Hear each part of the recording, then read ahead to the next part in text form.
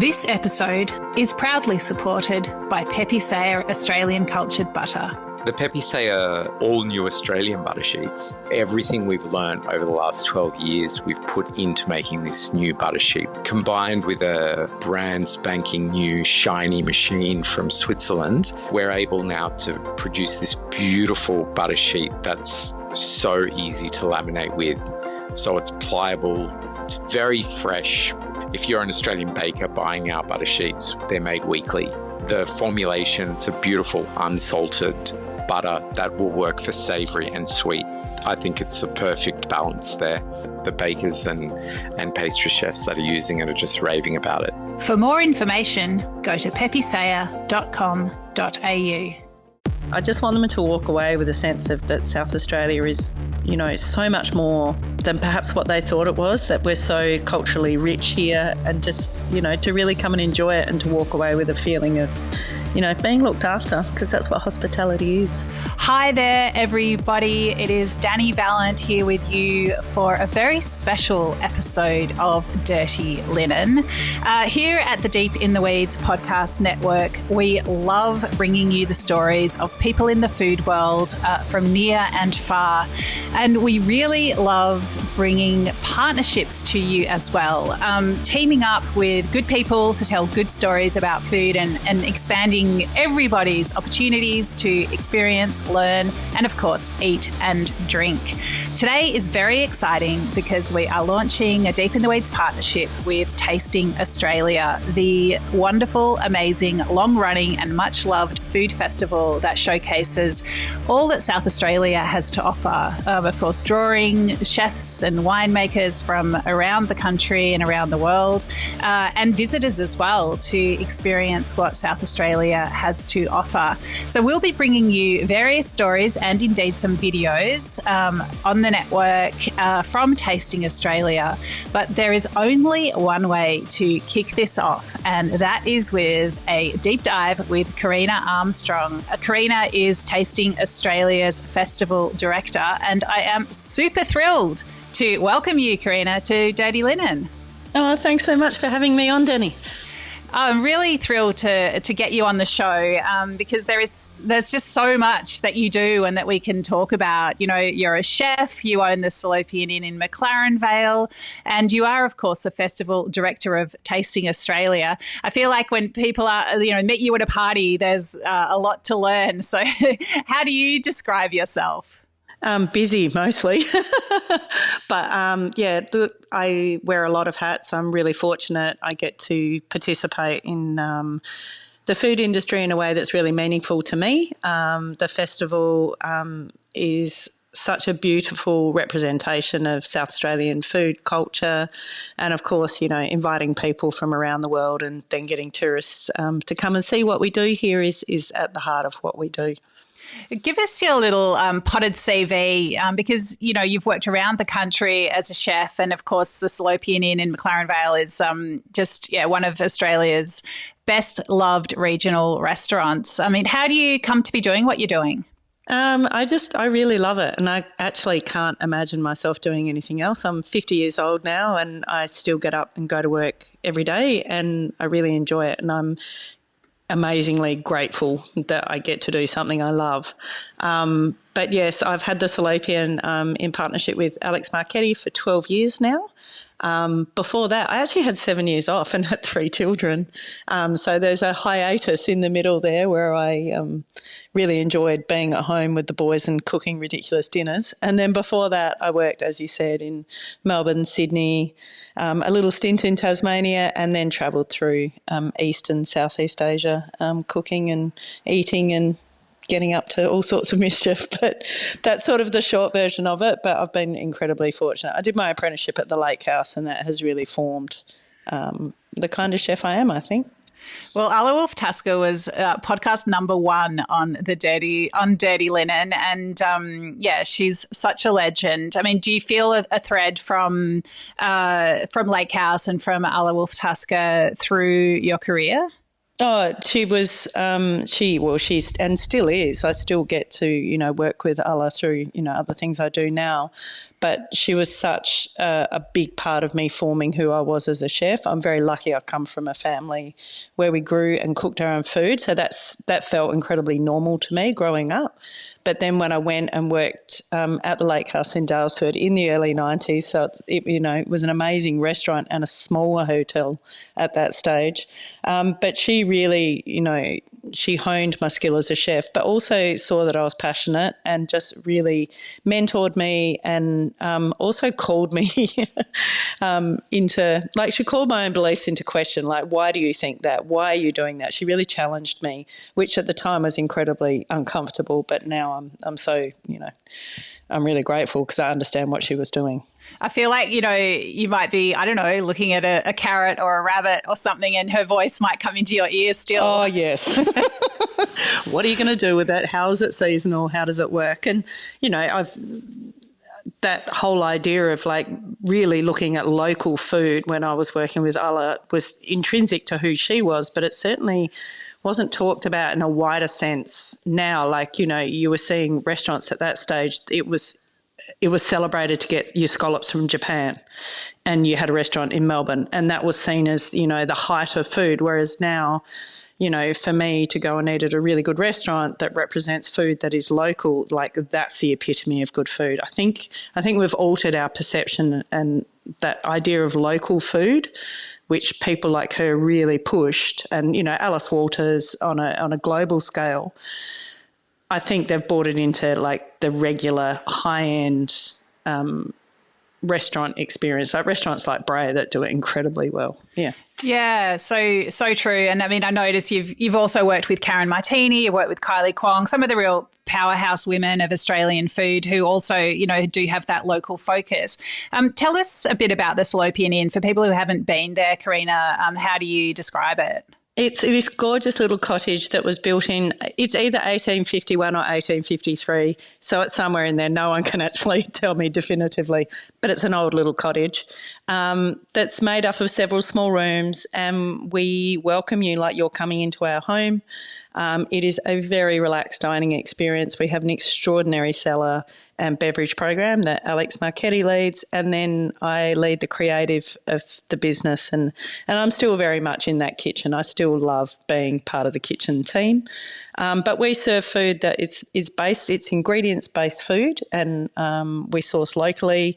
We grow some of our own. We've got a restaurant garden at the restaurant, so that sort of, it can be on your plate anywhere between 30% and 80%. It depends on the day, the season, and what's happening with the soil. And then we use all these gorgeous local ingredients that we can tell you the story of, and then we cook them in all sorts of ways. And it's a lot of fun. It's a very creative kitchen, and that menu can change up to 3 times a week. Oh, so great, so nimble and so exciting to be driven by, what's growing and what's good. What's a dish that you're just loving at the moment?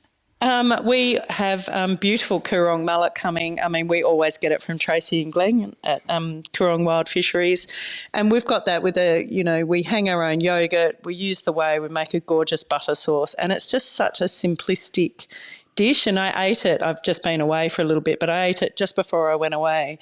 And it was just this really nicely seasoned acidic, whey butter sauce and this gorgeous salty, slightly oily fish. And it just popped. And it's kind of what we do. We let the produce shine. It's not overly complicated. I mean, we've always got dumplings on the menu because I'm obsessed with them. But it's just really ingredient-driven food with great service. Oh, my absolute favourite way to eat and be looked after. Karina, we better talk about Tasting Australia. Like, as you say, you've got so many hats. You're very busy. How does Tasting Australia fit into your portfolio? So the festival, I've been the festival creative director for 4 years. I did it for 2 years with Darren Robertson, which was a real joy. We really enjoyed working together and creating the festival. And then for the last 2 years, I've done it in conjunction with the creative team. We've got some drinks curators, so Maya Haral and Banjo Harris Plain, and then Kane Pollard is our food curator. So together, the 4 of us come up with all sorts of wild ideas, and then we hone it down, and you get the program mostly that you see on the website. But how I fit it in and how we do it, it's just lots of hard work and meetings, really. But it's driven by that. It's the ambition to show South Australia for like the beauty it is. I mean, we get to put extraordinary events in amazing places, and you can go right up from the desert. There's an event in the northern tip of the Flinders Ranges, right down to crayfish country in Port Macdonald, and it's just such a vast difference in place and stories in South Australia that to come up with a festival every year is actually not that hard when that's your brief, is to show what we do. So it's a real honour to do it, and I really enjoy doing it. Well, I have to say, like, opening up the program is quite overwhelming in the very best way, because there's an instant sense of, well, I need to do all of these things. Why am I only one person? But I'm thrilled that I'll be coming over as part of this series, and we'll be, enjoying some of the best of the festival. Now, obviously, we can't ask you to choose a favourite child, but, if someone was coming over, let's say coming to South Australia for the first time and really wanted to get a sense of what the state is all about. It's many and varied regions, the delights of Adelaide. Like, what are some of the sections of the program or some of the events you'd encourage them to have a look at? Look, definitely there's the hub of the festival. So we're one of the few festivals that has a physical presence. So you can come to the town square, which is in Tadanyanga, or Victoria Square in the centre. And we've got, 15 food vendors there that you can just come in. It's free to come into the town square hub. And a lot of our vendors they're not normal festival goers. So they're restaurants that have popped up just for the festival. So you can come and grab something to eat, glass of wine, and sit and soak up the atmosphere. It is like electric in there. It's great. There's always lots of entertainment. So that's a really simple way people can come and, get an interaction with the festival. Then, as you said, within the programming, we have all the amazing dinners that are and lunches that are a part of the festival that take place in Town Square. And we've got some amazing ones. We've got Lennox Hasty coming over. We've got, chefs from all around coming, and they're incredible, and there's so many of those. So they're a really nice way as well. Perhaps if you haven't been able to go to Fire Door but you're curious about what Lennox does, it's a really great way to come and have a dinner. And, of course, we pair them up with other chefs. With, like, for that one, for example, we've got the amazing Chiara Pavan coming all the way from Italy, and then Nicola Palmer from the Watervale Hotel. So that just gives you a snapshot of what the dinners are like. It's always three very interesting chefs telling a story, and it's, they're incredible. So that's a great way to do it. But also, I've been really aware that not everyone's in a financial position to do something like that. So we've got lots of great accessible programming as well in Town Square. You can come for lunch for $55, or you can come and do a snack or an aperitivo hour, which I always think is a lovely thing to do in Town Square as well. And have a look at some of, Bar Heather from Byron are coming, and they're doing their version of snacks and drinks, which is, I always think, a great way to just come and have a little moment. So there's lots of things to do. Of course, if you're up for a big ticket item, jump on one of the TAAs, the airline trips. They're extraordinary value. I understand they're a higher ticket price, but, you can fly out to the Riverland and back for the day, eat the Three Blue Ducks boys lunch, the guys from Temperance Hotel. Like, it's amazing. It's so much fun. It's so the festival's on from the 2nd to the 11th of May. I feel like I probably need about 6 months to actually do all the things that I want to do. It must be so hard to cram in the program. But as you say, so many different things at a different price point. And what I love about the festival is that you've brought, as you say, so much talent from interstate and overseas. So if you want that sort of, to eat some of your favourite chef's food one after another, you can do that. And if you're South Australian, you don't have to leave the state. Everyone's coming to you. But of course, if you're visiting from interstate like I am, I'm so keen to eat all the South Australian produce that's cooked by South Australian chefs and really explore the regions in that sense. It sounds like, it must be a pretty easy sell to your guests. It's just like such a good event. It is. And it's, the local community really get behind it as well, which, always gives us great confidence that what we're doing is on the right track, because South Australians are quite vocal. But it is that. But it's also seeing, we've had over the years, we've had chefs come from all around the world. And I'll never forget James Lowe came from Lyles. And it was seeing what, I buy the same produce that James uses every week for Salopian, but seeing what it did in his hands was extraordinary. Like, he thought about it differently. He saw it differently. And then, there's all these local chefs and a local hospitality community that get to see, our produce used in a different way. So there's this real giving back to the industry as well. And it brings energy that's completely unquantifiable to the South Australian hospitality industry. It also lets us know that, what we're doing here is really meaningful, and it's good, and it's driven with a lot of passion and purpose. And I'm always super proud of, how it translates to international chefs and beverage people as well. Yeah, there's the event. What I love about Adelaide is how close it is to some of the most exciting food and wine regions. So the Barossa is so accessible. The Adelaide Hills are just basically, it's, from my house in Melbourne, it takes me as long to just get into Flinders Street Station as it would take me to get to the Adelaide Hills from the centre of Adelaide. It's so accessible. But then, of course, there are some places that are further flung.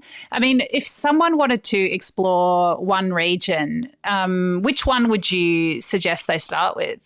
Of course, McLaren Vale. Yes, fair enough. But McLaren Vale, McLaren Vale and the Fleurieu Peninsula is incredible. We've got amazing restaurants down there. There's Trin down at the Little Rickshaw. There's Fabian at Maxwell's. These chefs are doing incredible work, but also the physical. You can go for a swim at the beach, hop in your car, and even in May you'd still be able to go for a swim. Hop in your car, drive 10 minutes, and you could be at SC Panel doing a tasting. It's when people come from interstate, they're just blown away by how easy, like you said, it is to get around and do things. So you can get the best of the beach, go to a premier wine region, have some lunch, and be back in Adelaide all in one day. It's so good. Plan your trip around all sorts of adventures. Oh, so good. What about Kangaroo Island? Because I think, a lot of people would remember it was really hit hard by fires. But of course, so much effort has gone into bringing the island back. What are some of the draws for visiting Kangaroo Island? Oh, Kangaroo Island in itself is one of my favourite places in the world. You can fly over or get the ferry over. And both are an adventure. But the actual island itself has an incredible food culture. There's chefs like Jack Ingram over there at sunset. They've also just opened another little spot, and they're doing amazing things. Part of the reason you go to Kangaroo Island, though, is to buy all that beautiful local produce when you're over there, hire a holiday home and sit and just take it in. It is the most pristine, beautiful, wild place that, I think I just love it. You can probably hear that. But there is definitely, there's some really interesting wine, spirits and food going on over there. So obviously someone who enjoys food and wine is going to love the island, but more so as well, it's just that interaction with nature as well. It's so accessible. And it's just so wild. It's just gorgeous. But for the festival, I know Jack Ingram's got an amazing event on over there as well. So, you could have a little relax and enjoy a bit of Tasting Australia all at once. Yeah, I think actually, Karina, the way you talk about that slowing down as well, I think when I look at the program, I'm all about okay, I want to do that, I want to do that, I want to go there. But of course, there is another way to do it, which is just to do one thing. And as you say, just really sink into that island experience or perhaps another region. And yeah, of course, there's so much to do in South Australia beyond Tasting Australia, whether it's, beach experiences or road trips or walking. There is, no end of ways to, as I would think about it, building up an appetite again. But yeah, exactly. It's all about that. South Australia is so big on festivals. Why do you think that is? I think in terms of community here, it is really strong. and it is people really want to come together and celebrate and enjoy. So the Fringe that's just still happening here in Adelaide at the moment is just, it's such a full of life and full of energy, and you go and it's the arts interacting with food, and it just doesn't seem segregated. Our festivals really are about telling our story as a state. I mean, WOMAD, you go there, the music's amazing, but it's not just the music. Like, it's not just the normal food vendors. There's great food there. Like, there's really good bars there showing the best of South Australian wine. And we have this really high benchmark of festivals here, but they're never linear. They're never one thing. Illuminate is incredible, but it always interacts with our restaurant precincts. And so you might see amazing art up on the side of the walls. And culturally, as a state, like, we've always, I think, appreciated that interaction between art, food, wine, culture.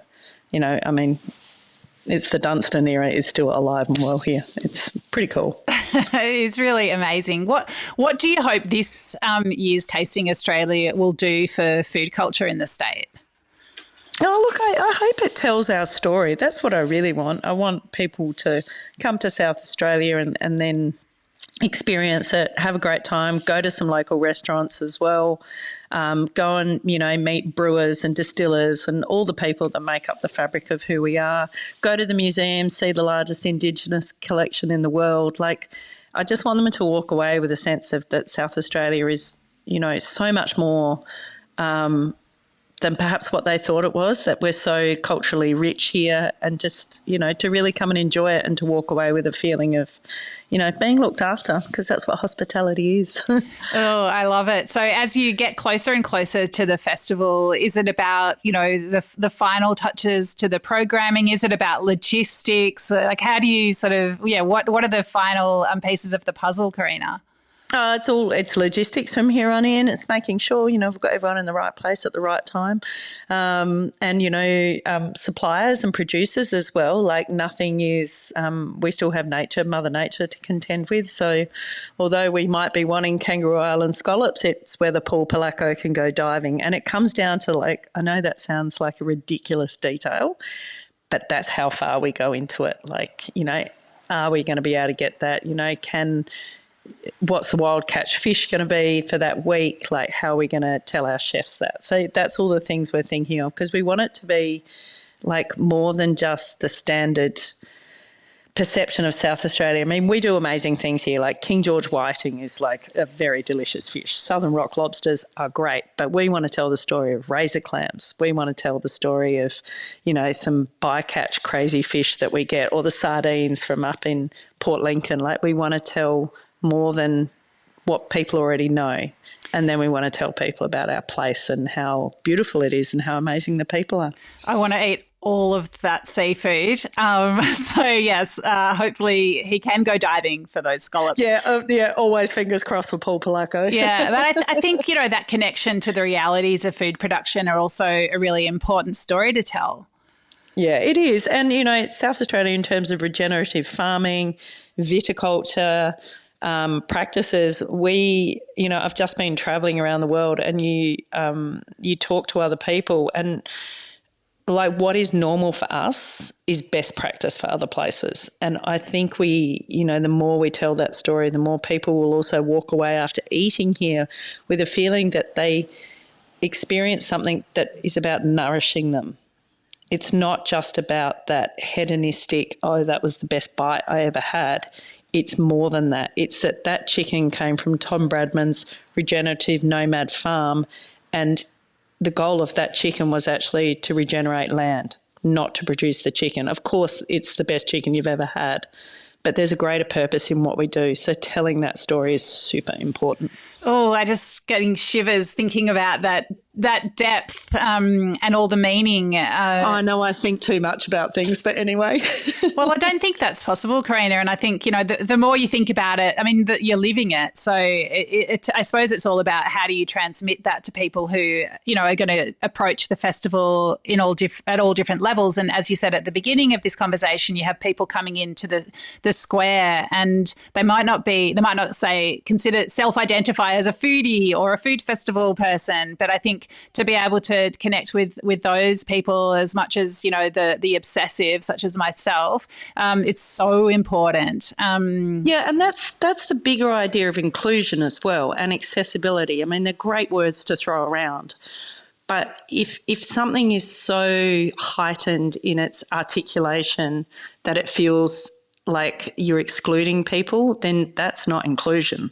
Like, it needs to be welcoming and warm. And I think Town Square and our events do a great job of that, of like going, here, just have this. And if you want to know more, we know where that came from, and we know how to tell you that story of the person, the place, of where this all came from. And that's what I'm really proud of. Absolutely love it. So it's tastingaustralia.com.au. The festival is on the 2nd to the 11th of May 2025. That is, coming up pretty soon, but still plenty of time to plan. So, I mean, maybe not. You might not feel like there's plenty of time from your perspective, but I think if someone's thinking about a weekend or sneaking away for a couple of days midweek, then hopefully they can still dot that into their calendar. Karena, is there anything else that you want people to know? Any final words? Oh, just, have a look at the website, come over, plan a bit of a trip. There's some really good things that, you can come and do. Check out some local restaurants at the same time. We have a very vibrant and diverse hospitality community here that, we'd love to welcome people. Yeah, well, I'm looking forward to that warm South Australian welcome in May. But thanks so much for kicking off our collaboration with Tasting Australia. Everyone at the Deep in the Weeds Network is super excited to tell some South Australian stories. Oh, that's awesome. Thanks, Dani. Thanks, Karena. This is Dirty Linen, and I'm Dani Valent. We air the issues that the hospitality industry finds hard to talk about, hearing from different people with unique perspectives. We want to hear from you as well. If you have something that needs to be said about a topic, get in touch so we can include your perspective. Contact us at dirtylinen@deepintheweeds.com.au or hit us up on Insta at Dirty Linen Podcast. We can't wait to hear from you. This is a Deep in the Weeds production.